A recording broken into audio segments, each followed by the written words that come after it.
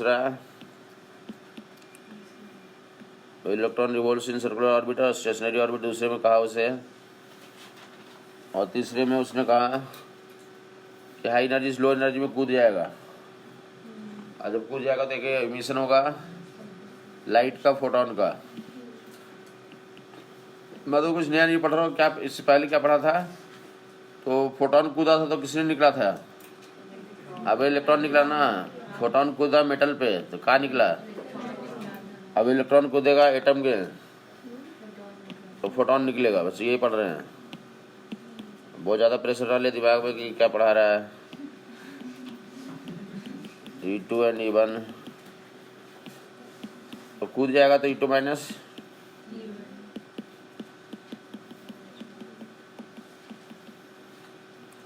तो फिर से वही कन्वर्सन करेंगे। वही हमारे पास करेंसी है कि एनर्जी कन्वर्टेड टू फोटोन में कन्वर्टेशन होना, तो वेवलेंथ कितना होगा, तो वही वाली चलेगी।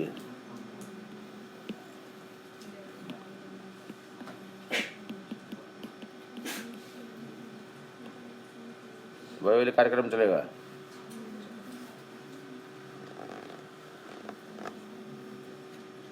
और ऑब्जर्व करने के लिए तो ऊपर से नीचे इतना एनर्जी देता है, इतना ही अगर नीचे से दे दोगे तो नीचे से ऊपर छलांग मार देगा। दोनों गैप कितना है, तो इतना है, इतना सप्लाई दे दोगे तो क्या करेगा, ऊपर से इतना तो रिलीज होगा और नीचे से इतना सप्लाई दे दोगे तो नीचे से ऊपर छलांग मार देगा। इतना वेवलेंथ ऑब्जर्व हो जाएगा उस केस में। लैम्डा का वैल्यू तो निकलेगा वैसे दोनों केस में। लैम्डा ही हमें आइडेंटिफाई करना होता है।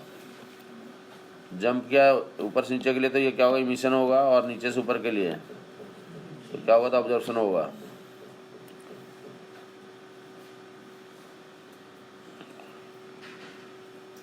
कितनी एनर्जी तुम्हें नीचे से ऊपर के लिए देनी होगी, वो नोट कर लेगा लोग कि इमिट भी होता है और ऑब्जर्व भी होता है। बोर भाई ने बोला कि हाई एनर्जी स्लो एनर्जी में कूदेगा तो E2 minus E1 energy difference से करस्पॉन्डिंग फोटोन का इमिशन होगा, और E1 से E2 में छलांग लगाने के लिए तो E2 minus energy E2 minus E1 difference का एनर्जी देना पड़ेगा, या उसके करस्पॉन्डिंग वेवलेंथ का ऑब्जर्वेशन होगा वहाँ पे। और चौथा नंबर में तो रिवॉल्विंग इलेक्ट्रॉन का एंगुलर मोमेंटम क्वांटाइज्ड है, L इक्वल टू तो MBR इक्वल टू तो क्वांटाइज्ड बोला, क्वांटाइजेशन NH/2π।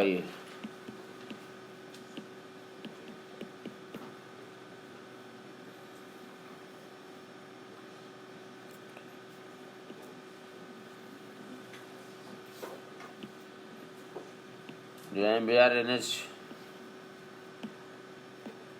ऐसे भी लिखते हैं, H/2π को तो सिंबल बना दिया है कि ऐसे H/2π को ऐसे भी कहीं लिख सकता है, H कट, या तो MBR इक्वल टू NH/2π लिखा या H कट लिखा हो तो वही है। टाइम पास काम है। अभी इसको मानते हो किसको, घूमता है, क्या करता है, घूमता है। और MBR क्या है, NH/2π। N क्या है, तो जनसंख्या की, N इक्वल टू 1 2 3 4 इलेक्ट्रॉन तुम जानते हो कि इन जगहों पे तो रहता है, N इक्वल टू 1 में, N इक्वल टू 2 में। वही प्रिंसिपल क्वांटम नंबर है, वही है, N 1 2 3 4 ऐसे ही होता है ना। तो वही वाले N है कि ऑर्बिट 1 में घूम रहा था, N इक्वल टू 1 2 में घूम रहा था, क्या करोगे, N इक्वल टू 2 3 में घूम रहा था, क्या करोगे, N में घूम रहा ऊपर देगा। तो जैसे जनरल नॉलेज है कि इतना बेसिक नॉलेज तुम याद रखोगे, सारी चीज़ निकल जाएगा। कोई भी चीज़ फार्मूले वो पूछ सकते हैं कि which of the following is true. जितने फिजिक्स के फार्मूले थे सारे को यहाँ से कनेक्ट हो जाता है इलेक्ट्रॉन के लिए। बोले इलेक्ट्रॉन किसकी तरफ घूम रहा है, न्यूक्लियस के चार तरफ, और रेडियस r। घूमने के लिए तो कंडीशन क्या होता है, तो Coulombic force will be provided by mv²/r। nth radius में घूम रहा है।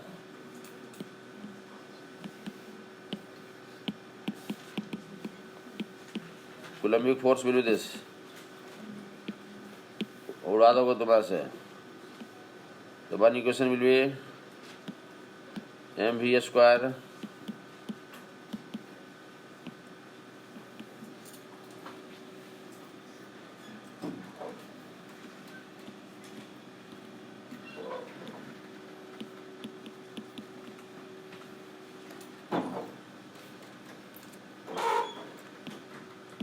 वेलोसिटी nth ऑर्बिट में तो nth ऑर्बिट पे काम कर रहे हैं। That will the one aspect. दूसरा एस्पेक्ट तो एंगुलर मोमेंटम क्वांटाइज मार दोगे, दो इक्वेशन को डिवाइड कर दो तो क्या निकल जाता है? Speed of electron revolving. nth orbit में तो स्पीड निकल गया। डिवाइड कर देंगे, ये दो इक्वेशन बेसिक है, तुम्हें ये इतने याद रखते हो बेसिक फंडा कैसे किया जा सकता है, कुछ भी कर लोगे। फिर बाकी अब जाओ तो पहले दोनों को डिवाइड कर देंगे, क्या निकल जाएगा? तो स्पीड निकल गया। अब वापस से किसी में रख देंगे तो रेडियस निकल जाएगा, nth ऑर्बिट का रेडियस। दोनों को डिवाइड कर लेगा लोग,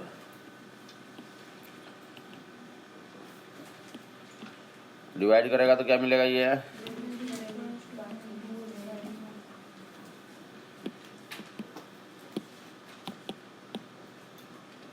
बच्चा देख रहा है Vn equal to ZE²/2ε0NH।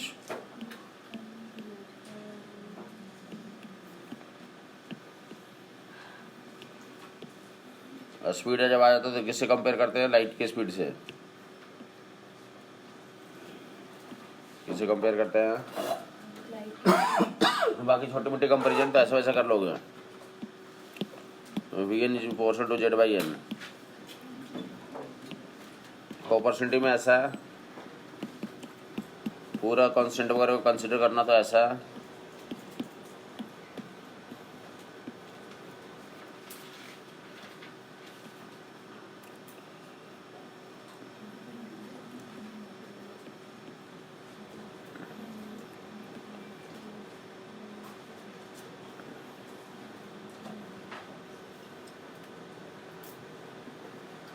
Electromagnetic theory approach से जो स्पीड आती है तो उसकी वैल्यू तो दिख रहा है। स्पीड का ग्राफ खींचना,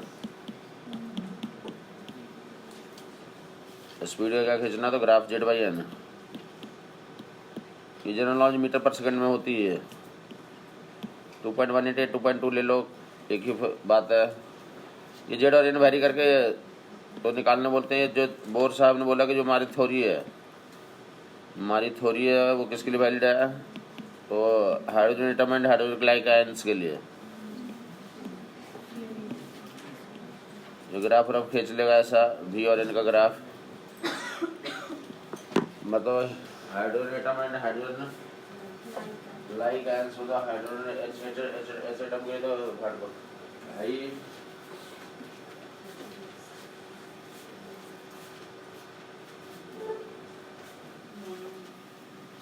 और helium ion He, lithium W ion बगैर तो उनके लिए भी ट्रू है। तो ऐसे तुम रख के काम कर लोगे। हाइड्रोजन आयन के लिए तो कितना? तो Z/1 और फर्स्ट ऑर्बिट में स्पीड, तो जैसे जैसे दूर जाओगे तो स्पीड घट रही है बढ़ रही है? हाइड्रोजन एटम में Z/1 हो गया तो जैसे जैसे दूर जाएंगे इनकी वैल्यू बढ़ाते जाएंगे, तो स्पीड क्या होगा? तो घटता जाएगा। N बढ़ेगा तो स्पीड घट जाएगा। छोटा मोटा काम कर लोगे, स्पीड रख दोगे तो रेडियस आ जाएगा। चलता फिरता लिख लिया, हर गली मोहल्ले का आदमी जानता है इसके बारे में। ये सबसे कमज़ोर फार्मूला है कि इसकी कमजोरी ज़्यादा ही है। 0.53 पाराबोलिक ग्राफ, RN का ग्राफ तो पाराबोलिक।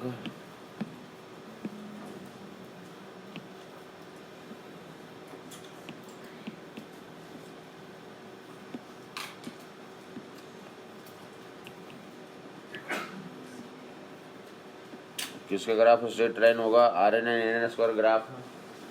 RN/N² ग्राफ क्या होगा? स्ट्रेट लाइन में। टाइम पास काम ऐसा रेडियस में लिख लोगे N² Z के प्रोपोर्शनल। कितने अननोन है? कोई 3 में से 2 दिया हो, तीसरा निकालो। बोर भाई को तो हाइड्रोजन एटम अच्छा लगता था, तो हाइड्रोजन एटम में तो फर्स्ट H एटम। हर एक लोग कुछ ना कुछ अच्छा लगता है। काफी लोग बोलते हैं हमें कुत्ता अच्छा लगता है। अरे पालते होगा ना तुम? काफी लोग पालते हैं, इसमें कोई आश्चर्यजनक काम नहीं है। तो बोर भाई ने क्या पाला था? हाइड्रोजन एटम, उसको ये अच्छा था। तो H एटम में N=1 के लिए उसने अपने नाम रखा था इस कुत्ते को Bohr radius, Bohr n is equal to 1 के लिए क्या रखा था उसने, बोर रेडियस।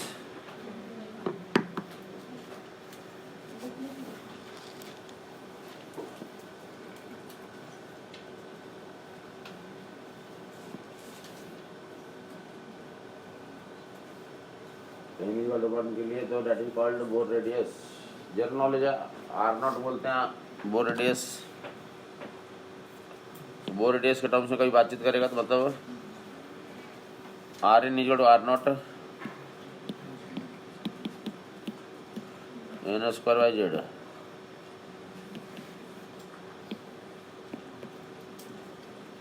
तो कोई 2-3 लोग हैं, 2 को दिया ना, तीसरा निकालो। बात क्लियर होगी। एक आर एन था कितना, एक एरिया का चर्चा चलता कि nth ऑर्बिट का एरिया और फर्स्ट ऑर्बिट का एरिया एक लिखो। nth ऑर्बिट का area pi r n square, r n square cut जाएगा।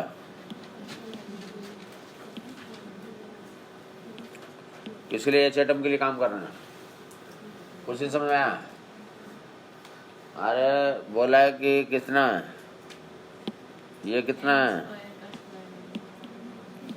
चलो ऐसे लिखो, तुम इतना समझ में आ गया वो लोगों को। N is equal to pi r n square, r n उठा कर रखो वहां से, r nought n square by,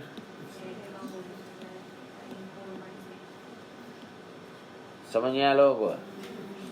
are not यही है, कुछ और। इसको किसका एरिया बोलेंगे, ए नॉट हो गया, जेड वेड 1 रख दो, हाइड्रोजन एटम के लिए काम कर रहे हैं। तो कितना, a n equal to A1 n का पावर 4 an बाई A1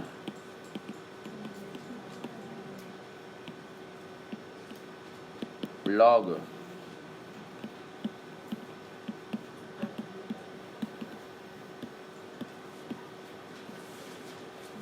अब सीधा एक क्वेश्चन यहाँ से भी रहते हैं, बोर ओर से उधर से कनेक्ट कर दिया, 2 भी रहते हैं। एक इसका कनेक्शन कहीं से हो सकता है, फिर से इलेक्ट्रॉन ही पढ़ रहे हैं हम लोग, कहीं मैग्नेटिक फील्ड और इलेक्ट्रिक फील्ड कहीं भी घुसा सकता है।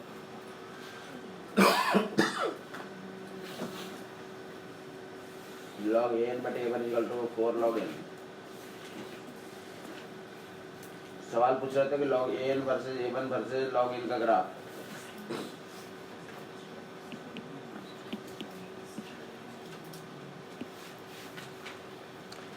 इन दोनों ग्राफ कैसा होगा, log an versus A1 and log n, the straight line slope 4 passing through origin।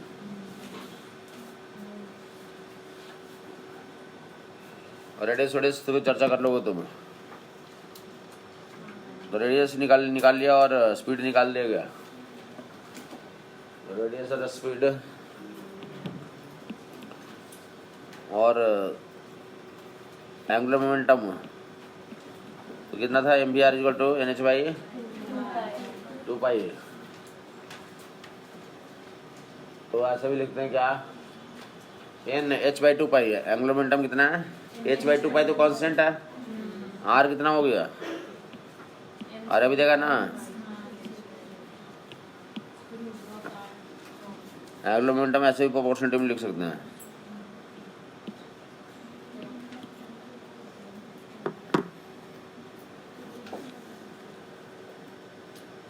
L is equal to NH by 2 pi, angular momentum NH by n। अरे n स्क्वायर बाई जेड लिखा ना तुमने, r nought n square by z is equal to कितना, r n. तो n कितना लिख सकते proportionality में,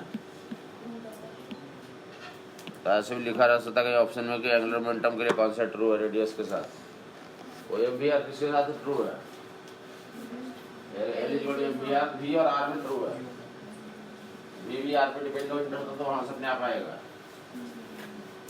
वो यही चीज़ और कोई अंतर नहीं है, बट सिर्फ रेडियस में डिपेंडेंसी खोजेंगे तो कितना l is portion to root RN। Time pass काम कर लिया होगा था, मैं इनसे ज़्यादा मतलब था नहीं, ये टाइम पास काम कर लिया तुमने। हमें कुछ मतलब है तो किससे, इसके एनर्जी पार्ट से हमें एनर्जी का इंटीग्रल छाप लेगा लोग, m/2 स्पीड स्क्वायर। स्पीड कितना पीछे देखे और स्क्वायर करे उसे,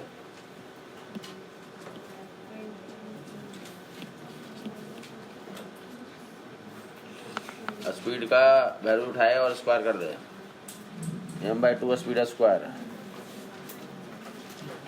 स्पीड कितना लिखवाया गया, जड़िए स्क्वायर बटे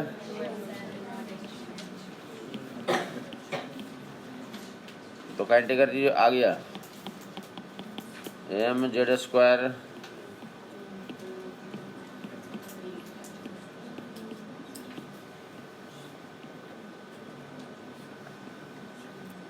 ये प्रोपोर्शनलिटी कहीं जरूरत हो सकती है, बाकी जो है तो स्ट्रेट फॉरवर्ड है। ये बोलेंगे क्या, तो जितना पोटेंशियल का इंटीग्रल आता उतना ही टोटल एनर्जी बनती है सिस्टम की। इलेक्ट्रॉन न्यूक्लियस के चारों तरफ घूम रहा है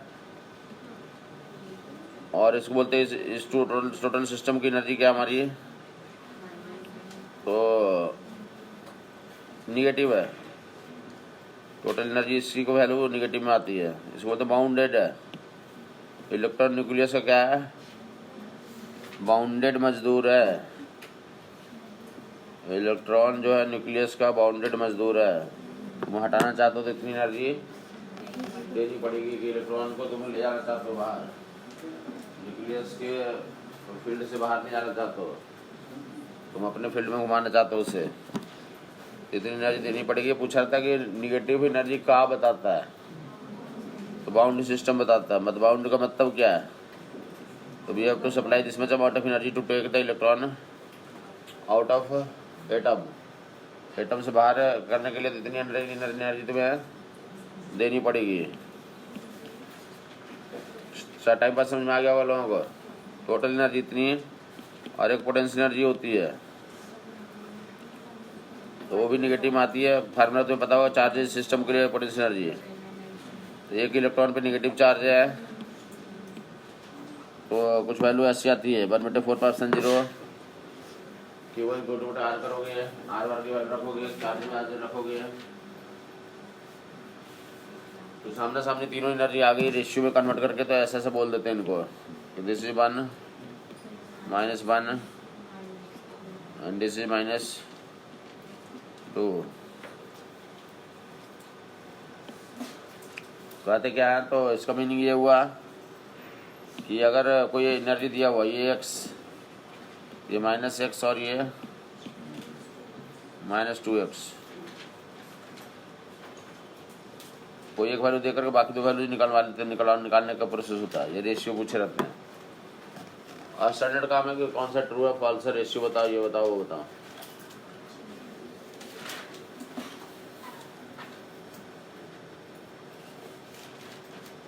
कोई भी एक वैल्यू दे दिया, ये काम यहाँ भी होगा, सैटेलाइट में भी होगा आगे चल करके।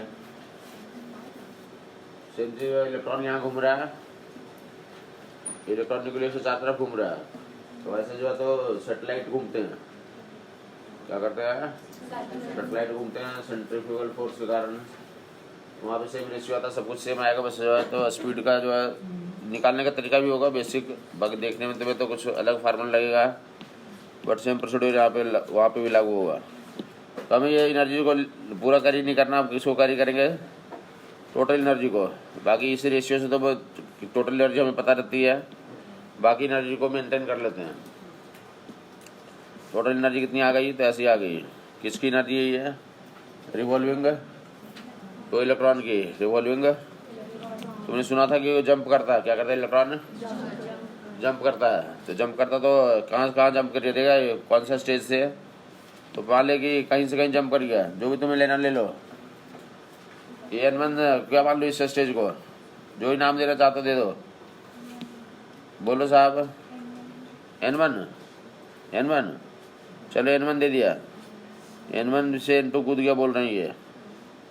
इलेक्ट्रॉन भाई कहाँ से कहाँ कूद गया, n1 से n2, तो बोलेंगे n1 में कितनी एनर्जी ऊपर देगा, n1 स्टेज में तो एनर्जी डाल दोगे n1 स्क्वायर, n1 स्टेज की एनर्जी कितनी, टोटल एनर्जी n1 स्टेज में टोटल एनर्जी तो ऐसे दे दोगे n1 स्टेज में टोटल एनर्जी इसके पास कितनी होगी, n1, और n2 स्टेज में टोटल एनर्जी n2, और n1 से n2 कूद गया तो ये दोनों का माइनस करोगे, दिस माइनस दिस, इतनी एनर्जी का फोटोन निकल जाएगा, T1 T2,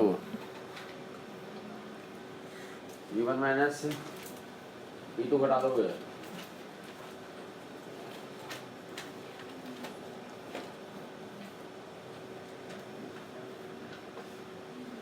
तो T1 माइनस T2 घटाएंगे तो क्या आएगा, एनर्जी डिफरेंस, एनर्जी डिफरेंस देख ले इधर, इसमें से इसको घटाओगे नीचे वाले को, तो नीचे वाला का जब घटाओगे नीचे वाला माइनस है तो प्लस बन जाएगा वो,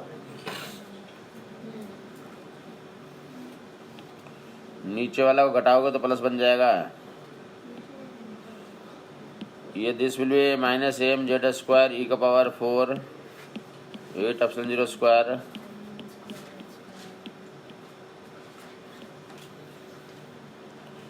this minus m z square e का power 4 8 epsilon 0 square n2 square h square, ऐसा आएगा। अब ऐसे फैला के लिखेगा, काफी लोग सूत्र निकाल कर रखते हैं उसको लिख लेते हैं। ऐसे पूछा जाता है कि मास का कौन सा पावर डिपेंड करता है, ये कौन सा डिपेंड करता है, तो ऐसे लिखोगे तो तुम्हें पता चल पाएगा।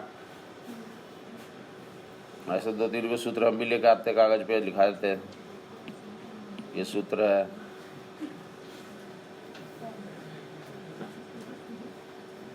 माइनस एम जेड स्क्वायर का power 4 8 epsilon 0 square n1 square h square, minus minus कहाँ जाएगा, कहाँ कूद गया, n2 वाला प्लस हो जाएगा, n1 वाला, n1 से n2 कूदा, n1 से n2 कूदा, n2 स्क्वायर माइनस, और बाहर में तो क्या लिख लेंगे, तो m जेड स्क्वायर ई का पावर 4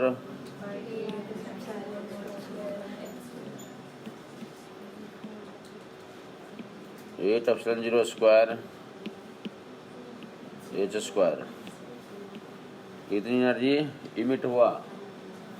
वेवलेंथ का फॉर्मेट दिखेगा तो क्या लिखते हैं, h by lambda, h by lambda, हटा करके क्या करते हैं, 1/λ लैम्डा रखते हैं और बाकी कांस्टेंट में फेंक देते हैं, जो कांस्टेंट आता है उसको r नाम देते हैं।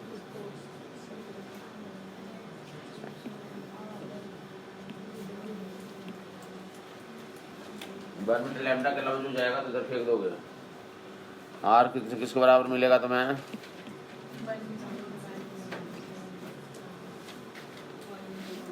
ये इधर जाएगा नीचे जाएगा, m z square 8 epsilon 0 square, इसको कोई कांस्टेंट मान लिया,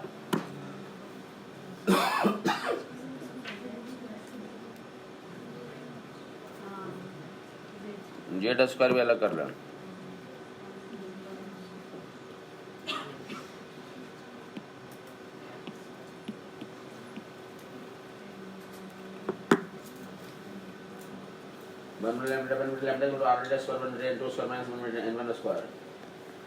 ये कूदने उतने के लिए तो एक हर एक साल एक क्वेश्चन आता है इस पे, आर के टर्म्स में या तो आंसर चाहे या फिर रेशियो के टर्म्स में जरूरत होती है हमें।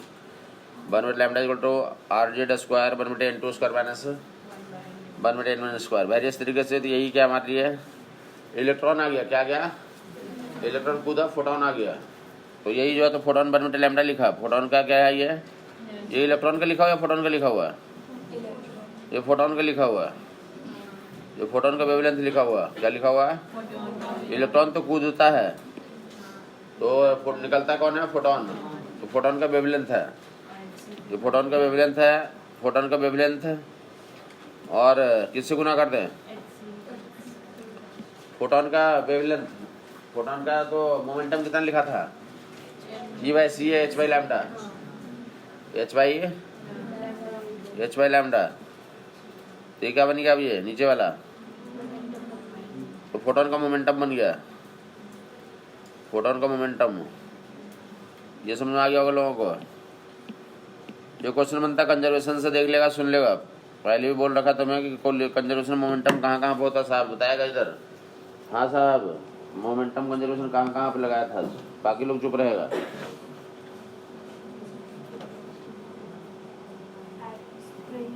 स्प्रिंग में लगा दिया था, चलो ग्रेविटेशन में लगा दिया था, इलेक्ट्रोस्टैटिक में लगा दिया, एटम एंड फोटोन में लगाया था। ऐसा नहीं घसीट के आंसर दे, एटम न्यूक्लियर में लगाया। एटम एंड फोटोन होता था, क्या कूदा कौन? निकला कौन? तो फोटोन किसके साथ निकला? मोमेंटम के साथ निकला। पहले इलेक्ट्रॉन और कौन था? एटम था। इलेक्ट्रॉन एटम के अंदर था, तो मोमेंटम था या नहीं था? मोमेंटम 0। पहले कहाँ कूद रहा था? अब कूदा भी तो इंटरनल है ना। राइफल बुलेट में क्या? राइफल और बुलेट, राइफल बुलेट में इनिशियल मोमेंटम कितना? तुमने एटम का इनिशियल मोमेंटम कितना? अब बाद में तो बुलेट फायर मारा, बुलेट फायर मारा तो बुलेट आगे जाएगा, और राइफल फाइनल मोमेंटम 0 करने के लिए बुलेट आगे जाएगी तो राइफल पीछे रिकॉइल करते हैं। सेम चीज यहाँ पे कहेंगे कि यहाँ पे बुलेट कौन है? तो ये फोटोन, फोटोन क्या है? और राइफल कौन है? एटम। तो फोटोन का मोमेंटम यही है, this will be equal to momentum of the residual atom, mass of atom, velocity of atom. अरे मोमेंटम फोटोन का है, momentum of photon plus momentum of residual atom will be equal to 0। तो इनका momentum का magnitude बराबर है direction. Rifle bullet पढ़ रहे हैं, N1 N2 रख करके तो कार्यक्रम चलता है यहाँ पे।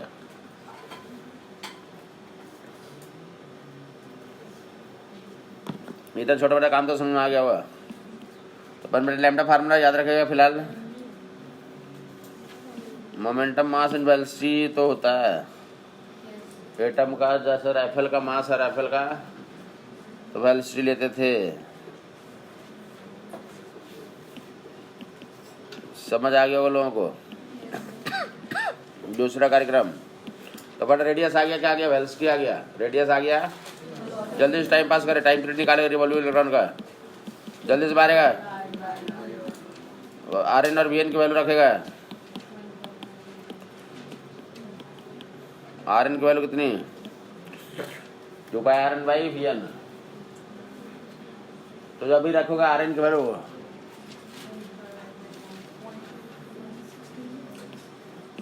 (2πRn/Vn) गुना होना कर लोगे, कितना तो होता है ये 2πRn कितना? 0.53 एंगस्ट्रम।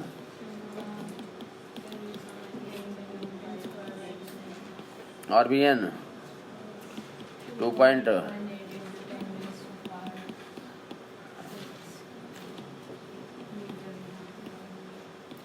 n/z² हो जाता टाइम पीरियड में।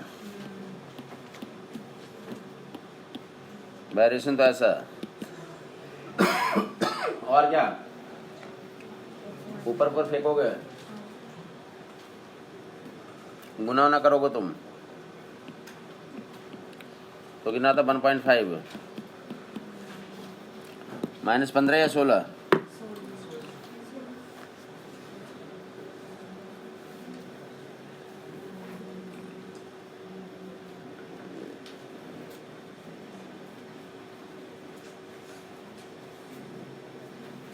गुना ना कर लोगे तुम 15 या 16? सेकंड में आ गया टाइम पीरियड। टाइम पीरियड को उल्टा कर दोगे तो फ्रीक्वेंसी तो Z² बटे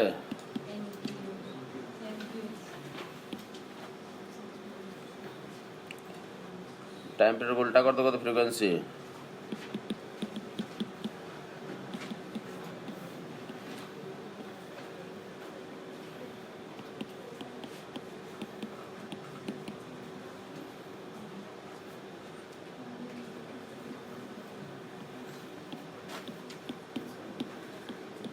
ये प्रोपोर्शनलिटी में ये ऐसे पूछे उससे टाइम पीरियड वाला जल्दी भी डिराइव कर सकते हैं, तुमने सुना होगा ये केपलर का नियम t square equal to r cube, तो वहाँ से जल्दी भी आ जाएगा। टाइम पीरियड तो सुना होगा आर क्यू होता है केपलर, आर का क्यू मतलब 3/2 कितना आता था। अरे अभी तो आर पढ़ा है, आर के लिए एन स्क्वायर बाई जेड। तो हम किस में काम करते हैं, एन में ज़्यादा हम इंटरेस्टेड रहते हैं। ऐसे भी लोग प्रूव करते हैं कि टाइम पीरियड जो है तो बोर और केपलर में कोई फर्क नहीं है, दोनों इंस्पायर्ड थे एक दूसरे से।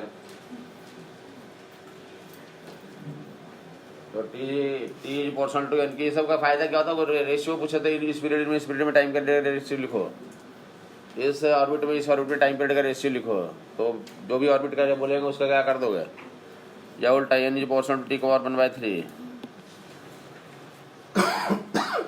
ये टाइम पास काम कर लिया हुआ तो लिखेगा रिवॉल्विंग, तो इलेक्ट्रॉन के कारण क्या, तो लिखेगा सब लोग अपना काम करे, करंट निकालेगा, मैग्नेटिक फील्ड निकालेगा सेंटर पे, करंट और मैग्नेटिक फील्ड लिखेगा। करंट कितना होता है चार्ज इनटू फ्रीक्वेंसी, क्या लिखा लोगों को, लिखो इलेक्ट्रॉन के कारण चार्ज इनटू फ्रीक्वेंसी गुना करो, करंट आ जाएगा।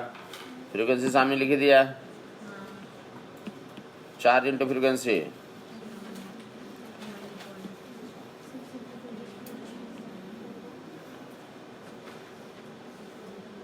Charge into frequency, charge electron से गुना कर दोगे, charge into frequency,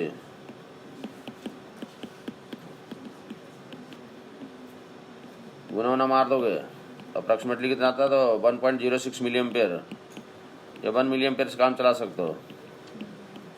current current current z square n q by z square, समझ आ गया होगा कि इसी से एटम के लिए इस ऑर्बिट में तो करंट निकालो, एनएस ऑर्बिट में लिखा हुआ मैग्नेटिक फील्ड सेंटर पे सर्किल में घूम रहा है, सर्किल के सेंटर में मैग्नेटिक फील्ड पढ़ा रखा लोगों को, mu nought I by 2r, mu nought I by 2r, mu nought I 2 I y निकाल दिया,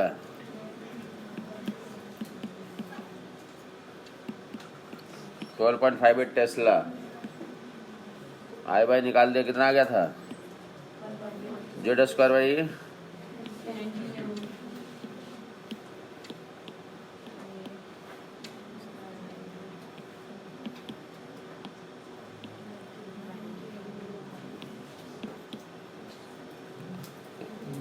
एन का रेशियो निकालें, N1 N2 का रेशियो निकालें, मैग्नेटिक फील्ड का रेशियो दूर जाने से घट रहा है बढ़ रहा है, घट रहा है, दूर जाने से घट रहा है। बोला कि 32:1 है, बी का रेशियो क्या है, तो बी एंड बी डैश का रेशियो तो 32:1 है, तो इनका रेशियो निकालें। मतलब जैसे 1:2 में जाएंगे तो क्या होगा, तो मैग्नेटिक फील्ड ड्रास्टिकली चेंज हो जाएगा। कुछ नहीं समझ में आया लोगों को, हैं? और ये दिख रहा है बी इज पोर्शनल टू उल्टा, तो क्या करें, b by b dash equal to ऐसा,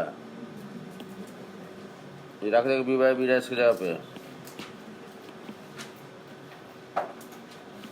155 करोगे वैसे,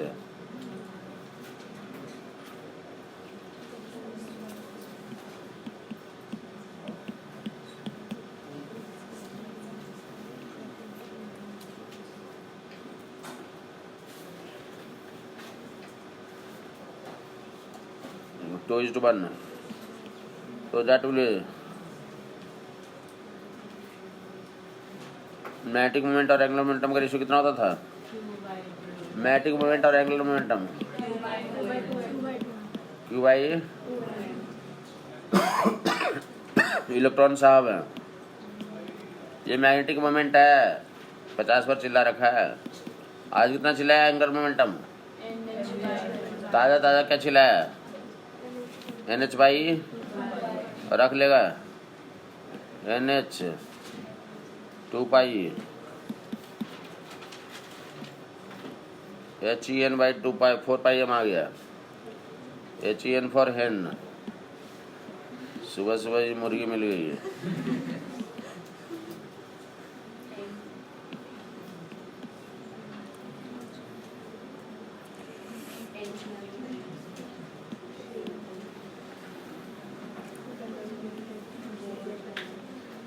ये जो इतने लोग का आंखों से घर पे जाके देखेगा, ये मैग्नेटिक मोमेंट है। क्या ये याद हो? मैग्नेटिक मोमेंट वेक्टर है या स्केलर? चुप रहेगा। वेक्टर या स्केलर है? कैसे डायरेक्शन निकाला था?